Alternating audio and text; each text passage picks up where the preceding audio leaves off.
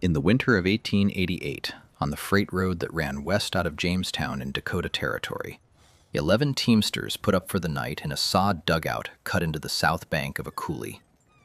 It was the second week of January. The wind had been building since noon, that dry, screaming kind of wind that comes across open prairie with nothing to slow it for 400 miles. And by dark, the snow was moving sideways so thick a man could not see the rump of his own lead horse. They got the animals into the lee of the wagons. They got themselves inside. The dugout was a good one, dug 3 years before by a homesteader who had given up and gone back to Ohio, with a plank door, a dirt floor, a low ceiling of poles and sod, and a smoke hole at the ridge no bigger than a stovepipe. They had coal in a sack, brought up from the yards, and they had a sheet iron brazier, and they had, by every measure a reasonable man could name, everything they needed. They built the fire. They ate cold biscuit and fried salt pork in a spider pan, and the grease smell filled that little room like a church filled with singing. Their coats steamed. Their boots steamed.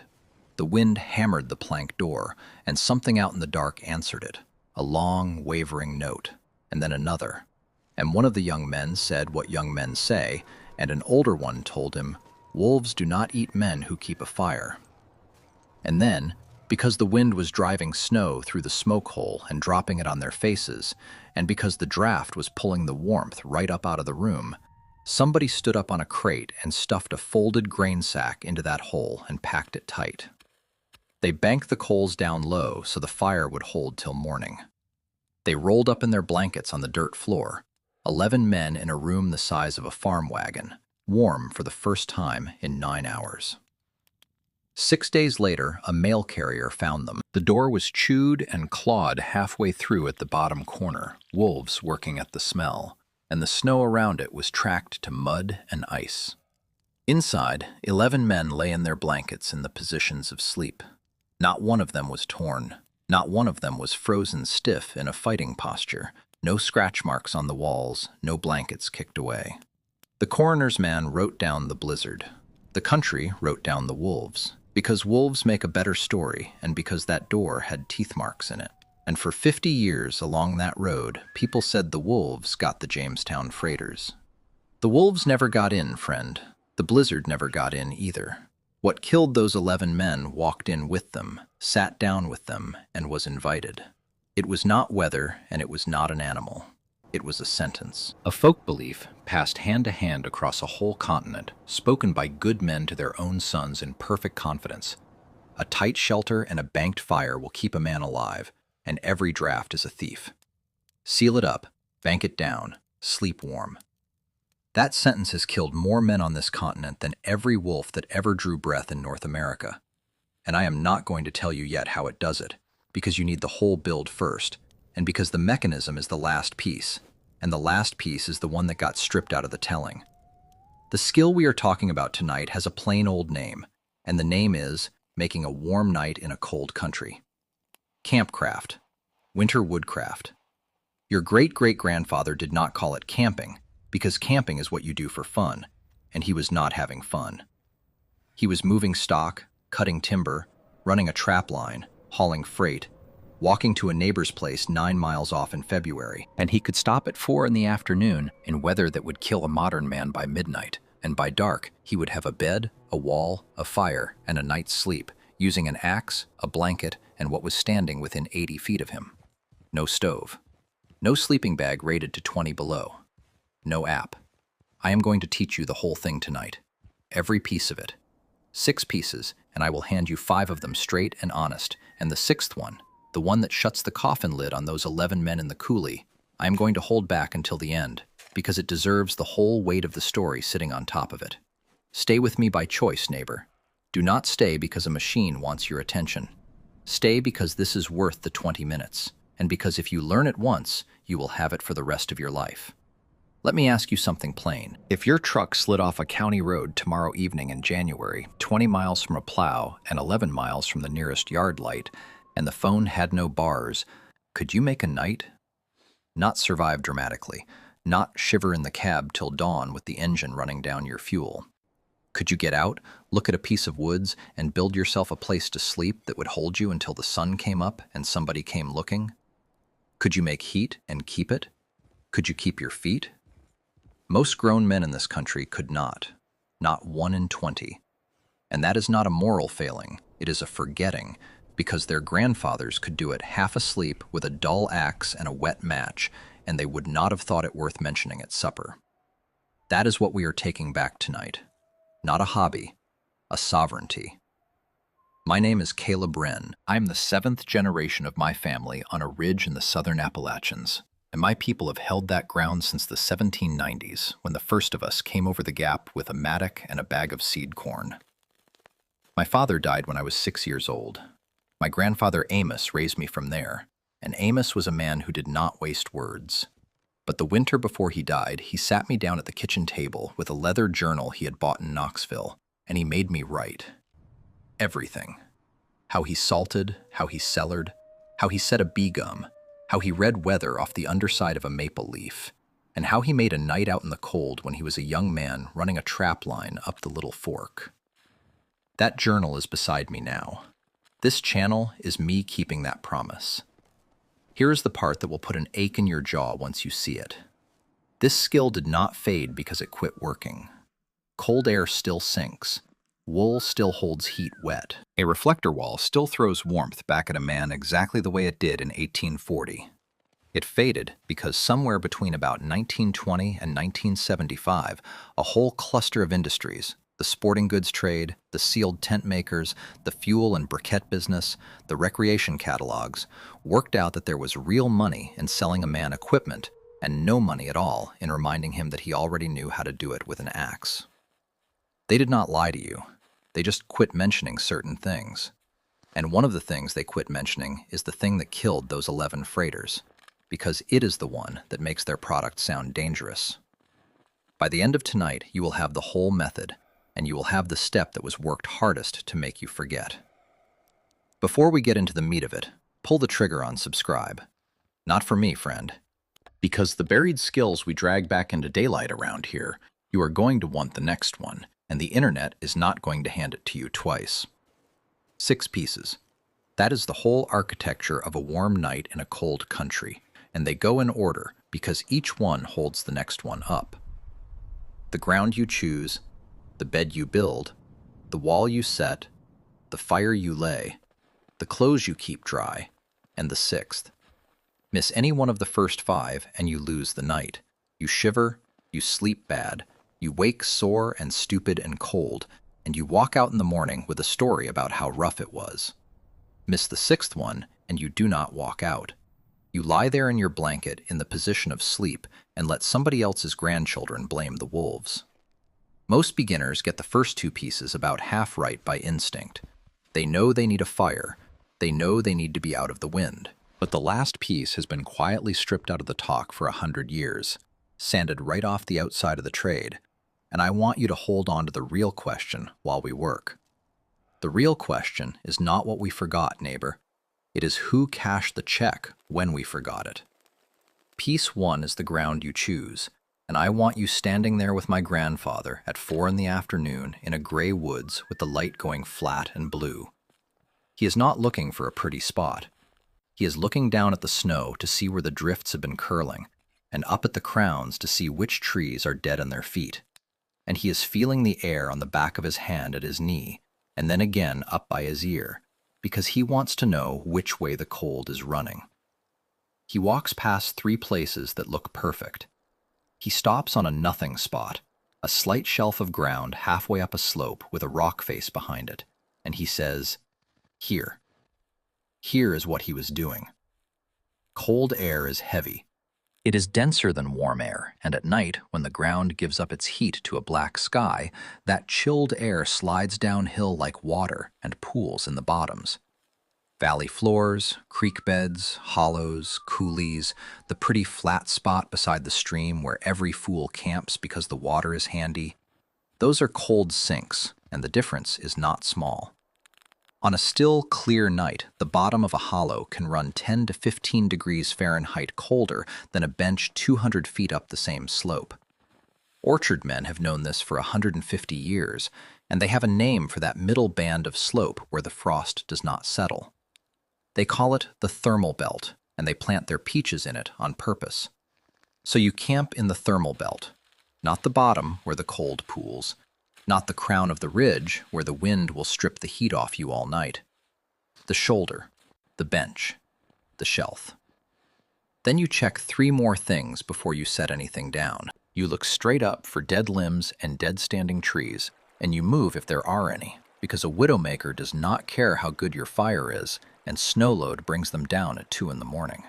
You look at the drift pattern in the snow to see where the wind curls and dumps, and you stay out of the lee pocket where it will bury you, and you get your back to something solid, a rock face, a thick stand of evergreen, a cut bank, a blowdown, and on the side the weather is coming from, because a wall you did not have to build is the cheapest warmth in the woods.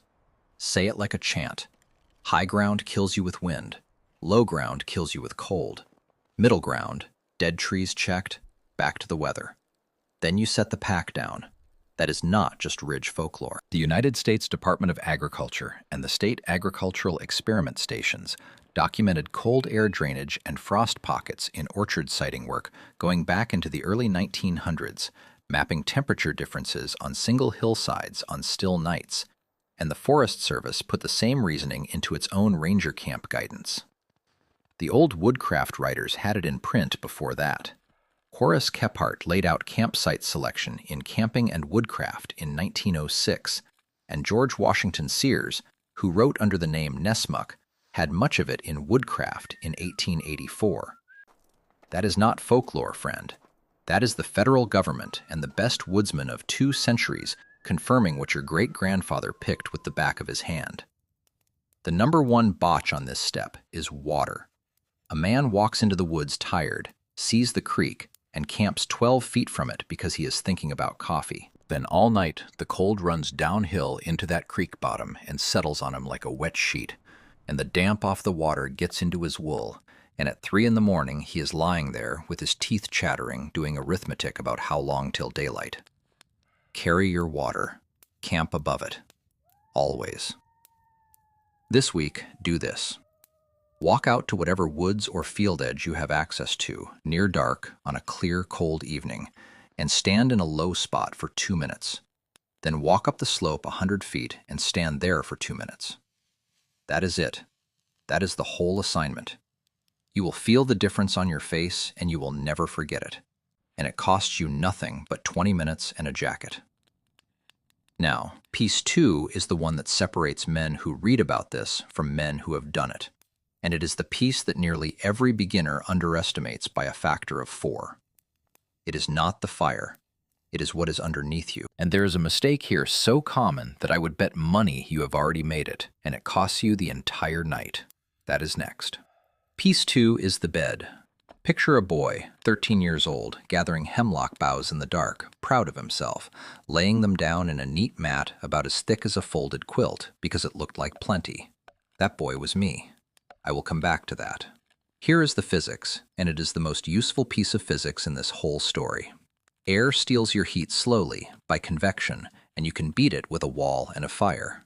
The ground steals your heat by conduction, and conduction through direct contact is a far greedier thief than moving air. Frozen dirt is a heat sink with no bottom to it. You can build a fire that roasts your face all night and still wake up with the small of your back aching cold because the earth has been pulling the warmth out of you through your blanket the entire time, and there is no fire on earth that will keep up with it. Cold does not come down on you in the night. It comes up. So you build a bed, and you build it thicker than you think is reasonable. Evergreen boughs are the classic. Spruce, fir, hemlock, pine, in that order of preference, cut in the fan shape they grow in, laid down butt end into the ground and tips up and toward your feet, shingled and overlapped, layer on layer, until the pile is knee-high and loose. Knee-high loose. Because when you lie down on it, it will crush to 5 or 6 inches, and 5 or 6 inches of springy dead air is what you want between you and the frozen ground. Then you lie down on it before you build anything else. If you can feel the ground through it anywhere, hip, shoulder blade, heel, you get up and you add more. If you have no evergreens, you use what you have. Dry leaf litter, raked into a pile 1.5 feet deep. dry grass, cattail fluff, bracken fern, cedar bark shredded. The material does not much matter. The trapped air matters. Loft is the whole game. Say it like this. The cold comes up, not down. Knee-high loose, hand deep pressed. Lie on it before you trust it. Add more anyway. The Army worked this out the hard way and put it in doctrine. Cold weather manuals from the middle of the last century, written after the cold injury catastrophes of the Korean campaign, hammer ground insulation as a first-order requirement, not a comfort item. And the Army's own cold injury research at Natick spent decades quantifying conductive loss to frozen ground. Modern mountain rescue teaching says the same thing in one line. Insulate below before you insulate above. That is the United States military confirming what a Michigan trapper knew by the number of hemlock boughs he cut before dark. Now here is where I owe you my own foolishness. That night when I was 13, my grandfather Amos watched me lay that thin little mat, and he did not say one word. He built his own bed 1.5 feet deep, took twice as long doing it, and went to sleep. At about 2 a.m, I was lying there shaking so hard my jaw hurt, staring at the roof of the lean-to, too stubborn and too proud to say anything. He was awake. Of course he was awake. Along about 3, he sat up, and he did not yell, and he did not laugh at me. He said, "Now you know." Then he handed me the hatchet and let me go cut boughs in the dark for 40 minutes, which was, I have come to understand, the actual lesson. Now let me say the honest word here, because things have changed and I will not pretend otherwise. In a good many places today, on public land especially, cutting live boughs is against regulation and against decency both, and a bough bed leaves a mark you cannot undo in a season. So in ordinary times, in ordinary weather, you carry a closed-cell foam pad, 5/8 of an inch of blue foam, $12 or $15, weighs nothing, works better than the boughs, and costs a tree nothing. What I want you to have is the knowledge, so that on the night when the truck is in the ditch and there is no pad and no choice, your hands know what to do. Learn the old way. Use the new way. Keep both. And while we are here, you can spend $280 on an inflatable air mattress with a printed warmth rating and a stuff sack the color of a highlighter, and it is a fine piece of gear. I own one. But $1's worth of dry leaves raked into a pile with your boot, or a scrap of that blue foam, or a folded wool horse blanket under you instead of over you, does the same physics. 200 years. Never a bill. And if the fancy mattress is already in your closet, neighbor, that is not on you. They are good at selling. Most people are. This week, do this. Take a wool blanket or an old sleeping bag out into your own backyard on a cold night. Lie down on bare ground with nothing under you for 10 minutes. Then get up, rake a pile of dry leaves 8 inches deep, and lie back down on that. 10 minutes each. You will learn more in 20 minutes than you would in 20 videos. Next piece is the wall, and the wall is where most people go wrong in a way that is almost funny because they build the wrong shape entirely. They build a little cave and wonder why they are cold. There is a specific geometry to a warm camp, and it was worked out by trial and dead men over 200 years, and once you see it, you cannot unsee it. That is next. Piece 3 is the wall, and it is 2 walls, and they work as a pair. Picture your great-grandfather with an axe, cutting a ridge pole and lashing it waist-high between 2 trees, then leaning poles back against it at a slant and shingling them with boughs, bark, brush, canvas, whatever he had, working fast in the last of the light with his breath fogging around his head. When he was done, he had a lean-to, a solid, sloped back to the weather, a low ceiling, closed at both ends if he could manage it, and one whole side wide open to the night. Open. On purpose. That open side faces the fire, and here is why. A shelter does not make heat. A shelter catches heat and holds it and throws it back down on you. So you want the sloped roof low, about waist to chest high at the ridge and down near the ground at the back, small enough that your body and the fire can actually warm the air pocket inside it. Volume is your enemy. A big shelter is a cold shelter. Then you build the second wall, a reflector, on the far side of the fire from you, 3 to 4 feet high, made of green logs stacked against 2 driven stakes, or a stack of rock, or a bank of packed snow, if that is what you have. The fire sits in the corridor between your open lean-to and that reflector wall, and it throws radiant heat both directions. The wall bounces its half back at you. Your low-sloped roof catches that and bounces it down onto your bed. You are not being warmed by air. You are being warmed by radiation coming at you from two directions and being trapped by a slanted ceiling 4 feet over your chest. Say it as a chant. Back to the weather. Low roof, open face, fire in the corridor, wall behind the fire. Warmth comes back twice. This is not my invention, and it is not even frontier invention. It is the oldest shelter geometry on the continent, and the Forest Service used lean-to and reflector camps as standard practice for its own fire crews into the middle of the last century. Kephart described the reflector wall in 1906 in exactly these terms, and Army engineer field manuals carried the open front shelter with a reflecting fire for cold bivouac. There is a real reason the great old hunting camps of the Adirondacks and the Smokies were open-fronted sheds and not sealed boxes. Men who slept out for a living chose the open face every single time. And now let me name the villain, because this is where the money went. Starting in the 1950s and running hard through the 1970s, the sporting goods industry took camping away from work and sold it back as recreation, and the product at the center of that sale was the sealed tent. Nylon, sewn-in floor, zippered door, coated fly, packs to the size of a loaf of bread. Beautiful piece of engineering, and I own two. But notice what the sealed tent does to your thinking. It teaches a man that shelter equals enclosure, and that the goal is to shut the outside out entirely. It teaches him that a fire is a thing you sit beside for atmosphere and then walk away from to go to bed, and that heat is a thing you buy in a bottle or a canister. The whole open-face, reflected heat, fire as your furnace architecture, the thing that let a man in a wool coat sleep at 10 below in 1860, got quietly reclassified as primitive skills, moved to the back of the catalog, and then out of it. Not a conspiracy, neighbor, just how markets work. Nobody outlawed your lean-to. They just made sure there was no dollar in you knowing how to build one, and considerable dollars in you paying somebody in a warehouse for a bag of nylon and poles. The number one botch on this step is the cave.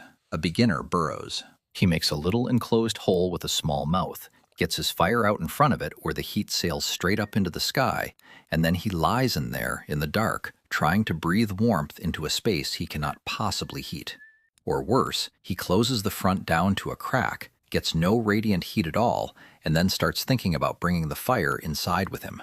Hold that thought, friend. Hold it right there and remember it, because that thought is the trap door at the center of this entire story. This week, build one. Not in the wilderness, in your backyard, on a Saturday afternoon, out of fallen branches and yard brush and an old tarp if you have one.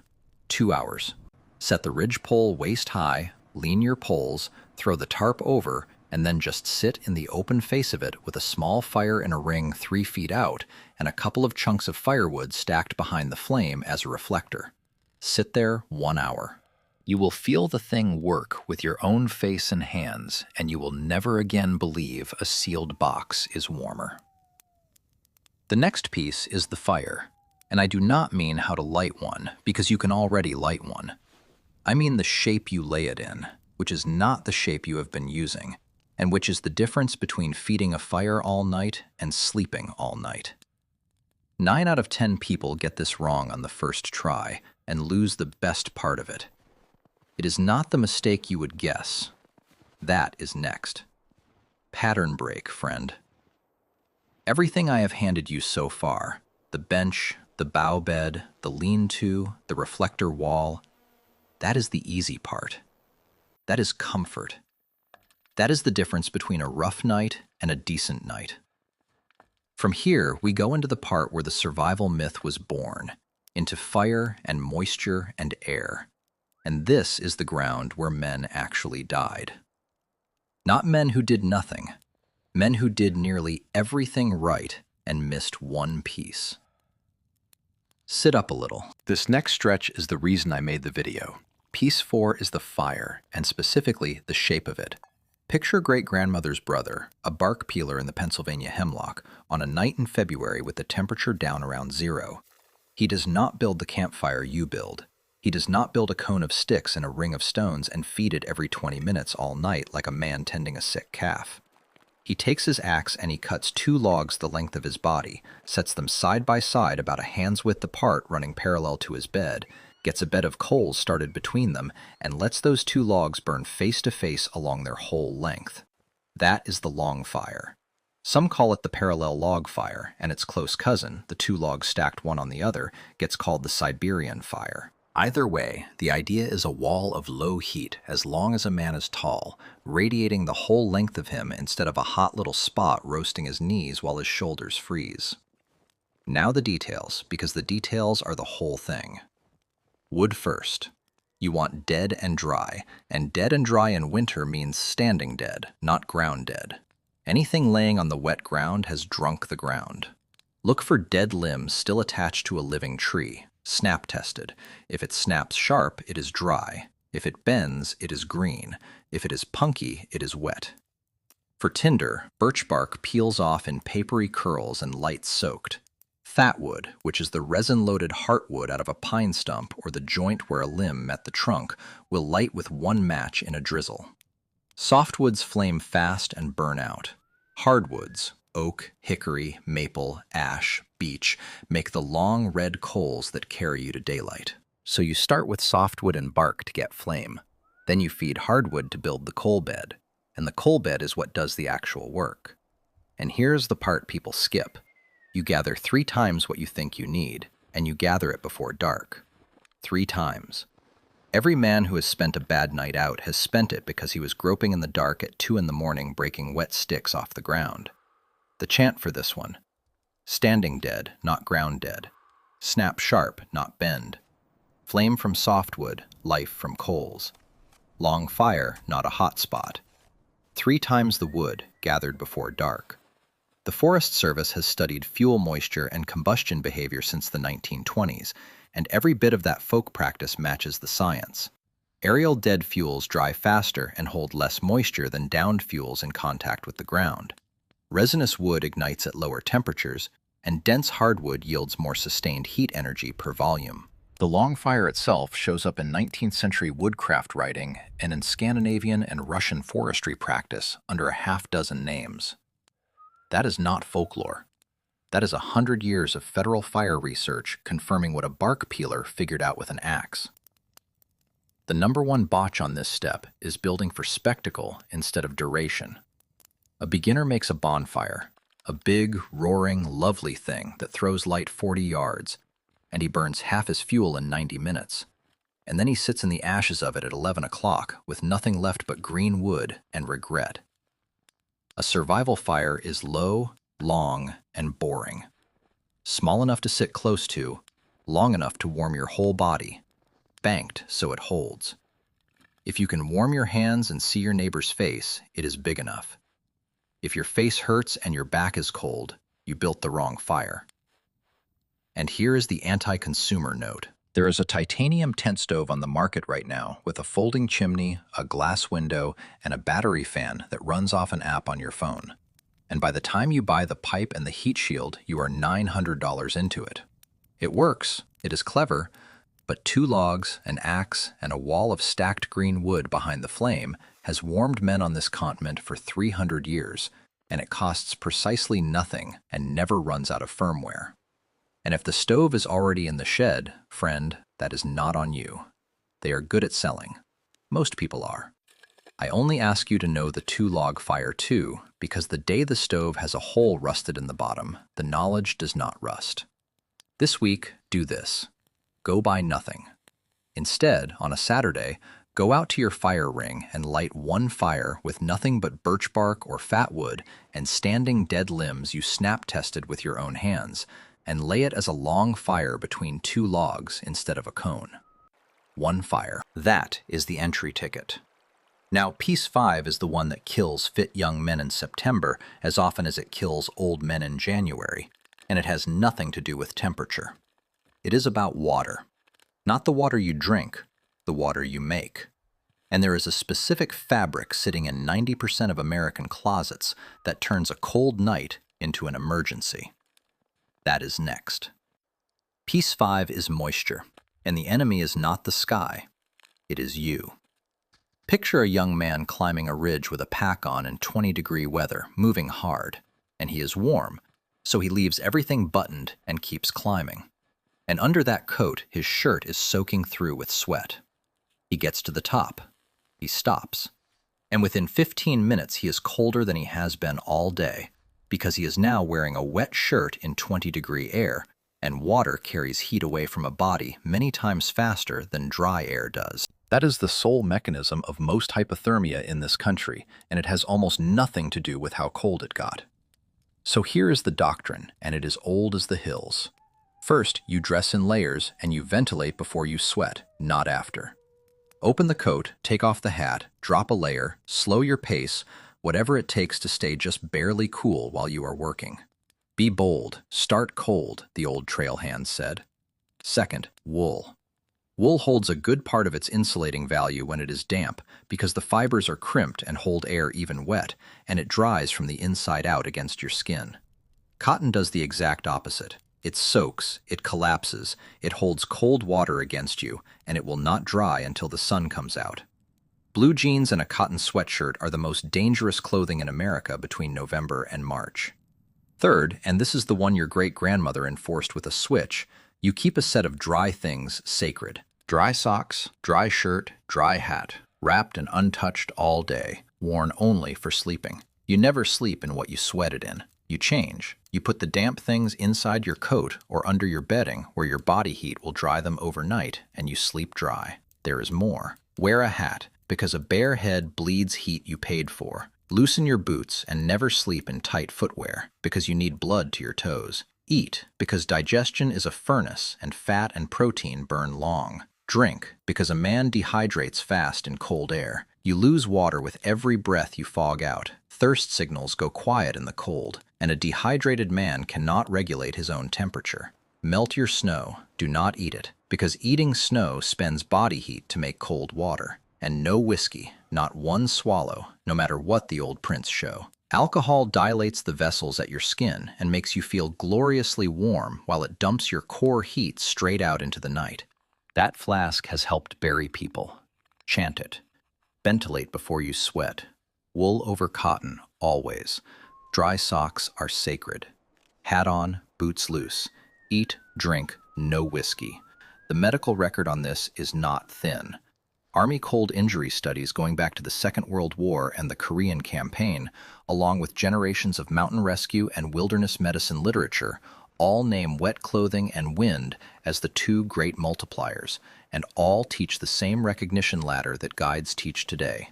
Shivering first, then what the rescue people call the umbles, stumbles, mumbles, fumbles, grumbles, loss of fine motor control in the hands, slurred speech, stupid decisions, bad temper. When a man in your party gets clumsy and quiet and quarrelsome in the cold, he is not being difficult, friend. He is going hypothermic.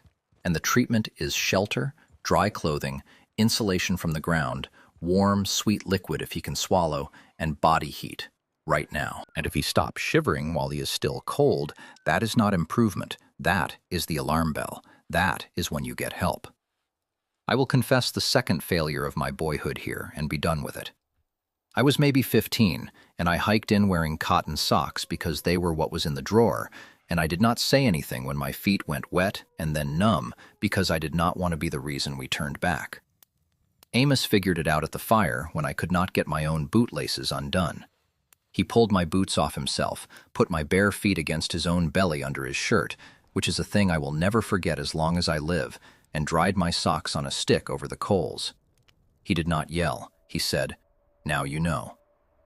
I have never once since walked into cold country without a dry pair of wool socks in a bag inside my coat. This week, do this. Go through your closet and put together one cold bag, 2 pairs of wool socks, a wool watch cap, a wool or synthetic base layer shirt, and a plastic sack to keep them dry. Put it in your truck and leave it there until April.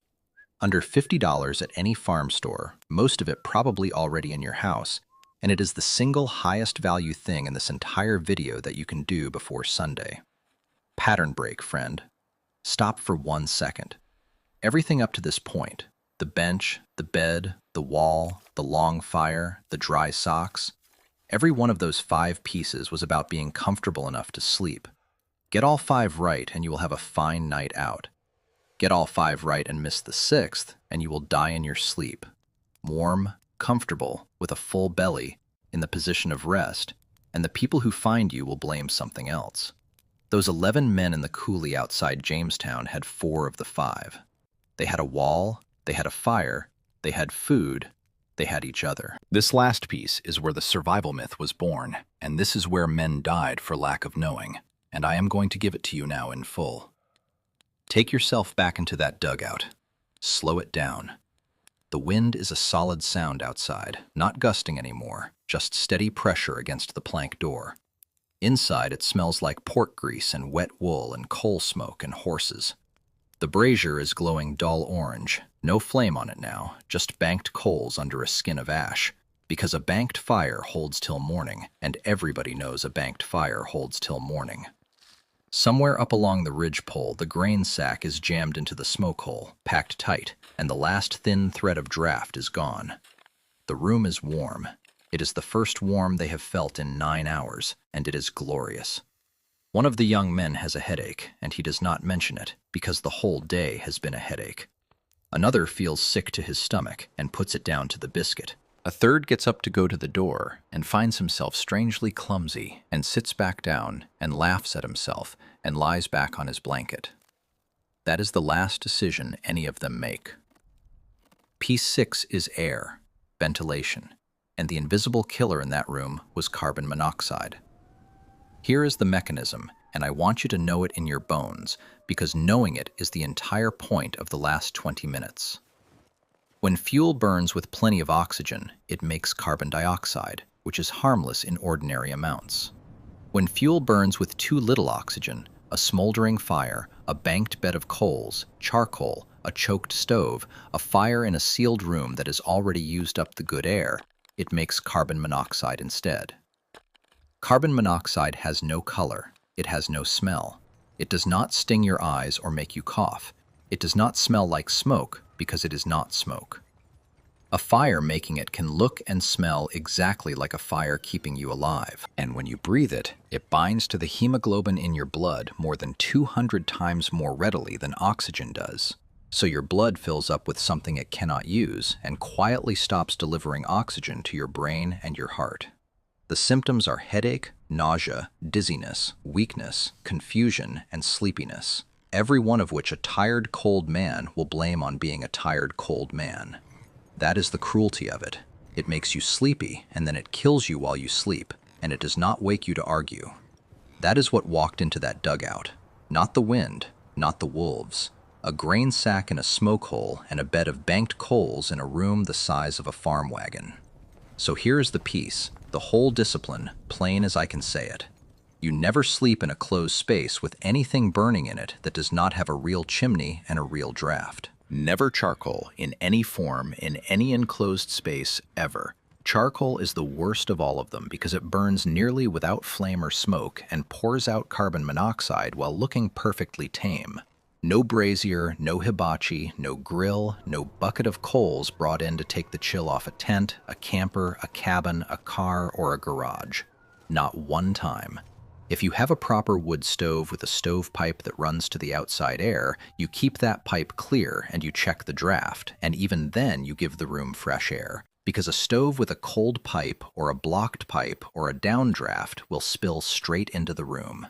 In any enclosed shelter with any kind of heater in it, you keep 2 openings, one low near the floor so fresh air can come in, and one high so the bad air and the heat can leave. Low in, high out. That is how a house with a fireplace works, and that is why your great-grandmother's kitchen never killed her. And in a snow shelter, a snow cave, a quinsy, a trench roofed over with slabs, you punch a ventilation hole through the roof with a stick, and you keep that stick in the hole so you can clear it in the night, because falling snow and drifting snow and the melt-freeze glaze off your own breath will seal a snow shelter airtight in an hour. Snow breathes a little, not enough. A sealed snow shelter with 2 men breathing in it and no vent is a problem even with no fire at all. Now the master litany, and this is the one I want you to carry out of here. Fire warms, wool holds, ground steals, wind cuts, air saves. Never seal the smoke in. Every time. The arithmetic on those freighters is what has stuck with me for years. A hand's width of open air at that smoke hole would have taken all of them through the night. 2 inches of daylight at the ridge. 2 inches. 11 men. And the same arithmetic runs to this day. The Centers for Disease Control and Prevention counts hundreds of unintentional carbon monoxide deaths in this country every single year, with the numbers spiking in winter and after storms. And the Consumer Product Safety Commission has been publishing warnings about charcoal and portable generators and unvented heaters in enclosed spaces for decades. Because we did not stop making this mistake when we stopped driving freight wagons.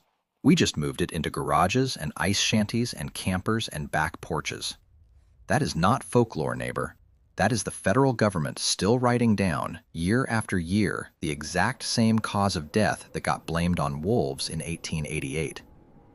Now let me name the last villain, and then I will let it go. The word to circle is airtight. In the 1870s and 1880s, stove foundries in this country advertised airtight heaters as a feature, and it was a feature, in the sense that a tight firebox holds a fire longer on less fuel. That word went into the American mind and never came out. Tight is good, drafts are waste, sealing is thrift. Then in 1920, out in the Upper Peninsula of Michigan, Henry Ford and his brother-in-law, Edward Kingsford, opened a plant to turn the scrap wood from automobile bodies into pressed charcoal briquettes. And Ford sold them out of his own dealerships. And by the middle of the century, charcoal was a cheap, clean-looking, portable heat source in a paper sack in every hardware store in America. Nobody printed a warning worth reading for a very long time. Then came the sealed nylon tent, the camper with the propane appliance, the catalytic heater in a box with a picture of a happy family on it. Every one of those products makes money on the promise of tight. Not one of them made a nickel on teaching you where the air has to come from and where the air has to go. Not a conspiracy, friend, just how markets work. Nobody hid this from you. Nobody sat in a room and decided to let men die in ice shanties. There just was not any money in reminding you, and there was money in the airtight. And so the reminder faded out of the advertising and out of the manuals, and finally out of the talk between fathers and sons. And here is the one modern thing I will actually tell you to buy. A battery-operated carbon monoxide alarm. $25. Put one in your house, one in your camper, one in your ice shanty. And if you sleep in a tent with a stove in it, hang one at head height in there, too. It is the only piece of equipment in this whole story that does something your grandfather's senses could not, because his nose could not smell this, and neither can yours. And if you grew up doing it the other way, if your people always brought the coals in, if your uncle heated the shanty with the hibachi every February and nothing ever happened, hear me kindly. My granddad Amos sat in a closed spring house with a charcoal pan more than once in his life and lived to be 84, and he outlived 2 of his brothers by what I can only call dumb luck. But dumb luck is not a ventilation system. Knowing is. So here is the whole method, and I want you to hear it as one thing. Middle ground, not the hollow, not the ridge. Dead trees checked overhead. Back to the weather. Bed first, knee-high loose, hand deep pressed, because the cold comes up, not down. Ridgepole waist-high, roof low, back tight, face open. Reflector wall across the fire, 3 feet high, and the warmth comes back twice. Standing dead, not ground dead. Snap sharp, not bend. Flame from softwood, life from coals. Long fire, not a hot spot. 3 times the wood, gathered before dark. Ventilate before you sweat. Wool over cotton. Dry socks are sacred. Hat on, boots loose. Eat, drink, no whiskey. And then the last one, the one that walks 11 men out of that coulee alive. Nothing burns in a closed space. Low in, high out. Keep the stick in the vent hole. Fire warms, wool holds, ground steals, wind cuts, air saves. Never seal the smoke in. every time. That is the whole method. That is the skill your great-grandfather lived by and the Jamestown freighters died without, and now it is yours. This was never really about a lean-to or an axe neighbor. It was about being a person who cannot be shut off. If the power goes out in an ice storm and the furnace is dead for 4 days, you know how to make heat and where the air has to go, and nobody in your house gets sleepy for the wrong reason. If the truck goes off the road in January, you know how to make a night. If your boy is shivering on a mountain in a wet cotton sweatshirt, you know what that is, and you know what to do about it. And you do it before it becomes a story people tell about your family. That is not survivalism. That is not doom talk. That is ordinary competence that got quietly taken from you, and you just took it back. So here is your Saturday, and it is a small one. Take a wool blanket, a hatchet, a box of matches, a pair of dry wool socks, and a carbon monoxide alarm you bought for $25. Rake a pile of dry leaves 1.5 feet deep in your own backyard. Lean 4 poles against a ridgepole and throw brush or a tarp over them. Lay a long fire between 2 chunks of firewood 3 feet off the open face, with a stack of split wood behind it as a reflector. Sit there from dark until midnight. Do not sleep out if you are not ready, and there is no shame in that. Better a warm bed and a lesson than a hospital bill. But sit there 4 hours in the cold with your back against that slope and the heat coming back at you twice, and I promise you will feel something come loose in your chest that you did not know was tied. Now tell me something in the comments. What did your grandparents do for a cold night? Because different regions did this every which way. Somebody's people in Minnesota banked their whole house in straw and manure to the windowsills. Somebody's people in New Mexico slept between 2 fires in the open with a wool serape and no shelter at all. Somebody's grandmother heated soapstones in the oven and wrapped them in flannel and put them in the bed at the foot. I want the details, the tool, the word they used for it, the county. I read every one of them, and the story that gets the most comments is the story I go deep on next. Next time, the 2-cent hearth trick that kept a house above freezing through a whole Appalachian February on less wood than a modern man burns in a weekend, and the decade the home heating trade made sure your grandmother forgot it. Bring your coffee and bring your questions. Keep the old ways they kept.